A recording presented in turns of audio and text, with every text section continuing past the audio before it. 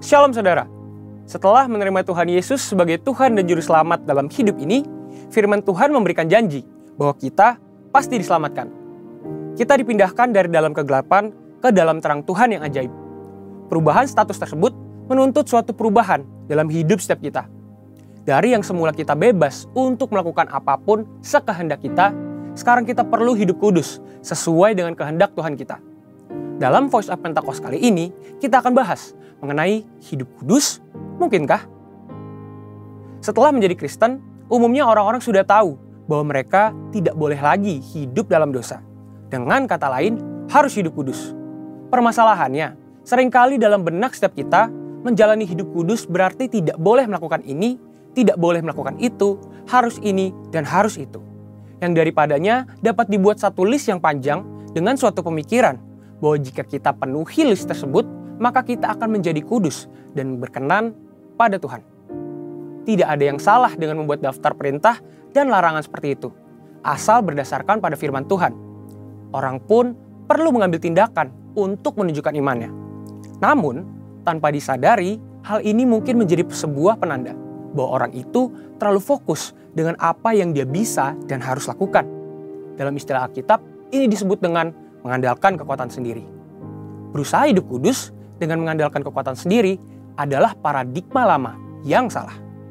Jika demikian, bagaimana seharusnya kita hidup kudus?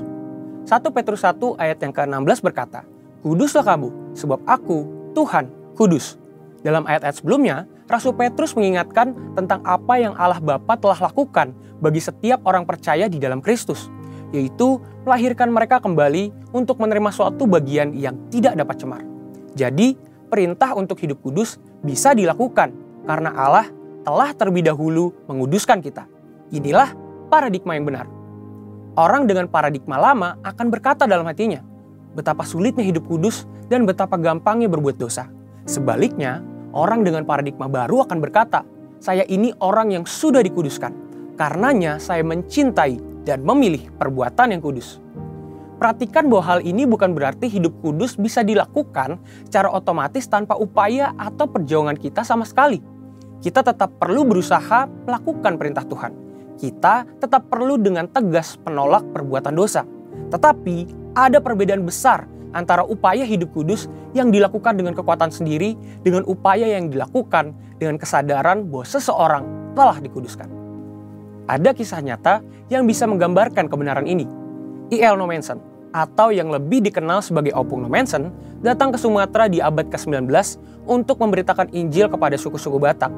Suatu ketika, seorang kepala suku menyambut Nommensen dan berkata, "Anda punya waktu 2 tahun untuk mempelajari adat kami dan meyakinkan kami bahwa Anda membawa pesan yang layak untuk kami dengar." Lalu, setelah 2 tahun berlalu, si kepala suku bertanya kepada Nommensen, bagaimana kekristenan berbeda dari aturan moral dan tradisi yang mereka anut.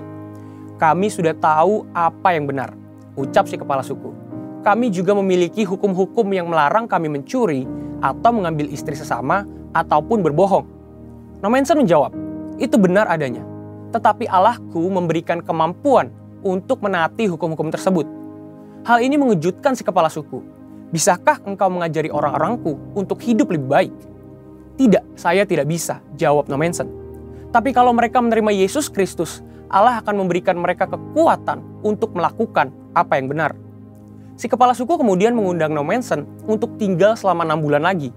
Dalam kurun waktu itu, Nommensen memberitakan Injil dan mengajar orang-orang di kampung tentang bagaimana Roh Kudus bekerja dalam kehidupan orang Kristen.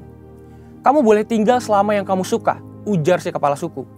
"Agamamu lebih baik dari agama kami, karena Allahmu berjalan bersama manusia dan memberikan mereka kekuatan untuk melakukan hal-hal yang ia minta." Haleluya! Paradigma yang baru tentang apa yang Allah telah lakukan untuk kita menentukan apa yang akan kita kerjakan dalam hidup ini.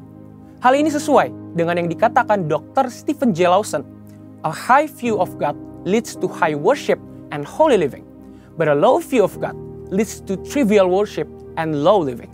Yang berarti, pandangan yang tinggi tentang Allah akan menghasilkan penyembahan yang tinggi dan kehidupan yang kudus. Tetapi pandangan yang rendah tentang Allah akan menghasilkan penyembahan yang pura-pura dan kehidupan bermoral rendah. Saudara, untuk penjelasan lebih lengkapnya dari tim teologi kami, silakan klik link yang ada di atas atau scan QR Code yang tersedia. Tuhan Yesus memberkati.